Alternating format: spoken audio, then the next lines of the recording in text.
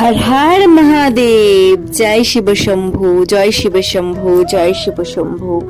দেখো, সেদিন ছিল নীল ষষ্ঠীর ব্রত। আমি নীল ষষ্ঠীর ব্রতই প্রথম পালন করলাম। তার একটা কারণ আছে, যদি তোমরা জানতে চাও তাহলে আমাকে কমেন্ট করো, আমি অবশ্যই জানাবো। আর পঞ্চামৃত দিয়ে আমি বাবাকে স্নান করিয়ে নিচ্ছি। বাবা খুব সুন্দর করে পঞ্চামৃত দ্বারা স্নান করলো। এরপর আমি বাবাকে এক ভর্ষ দিয়ে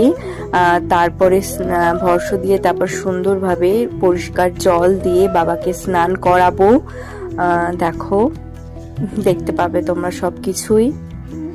হর হর মহাদেব। এবার পরিষ্কার জল দিয়ে বাবা স্নান করছে।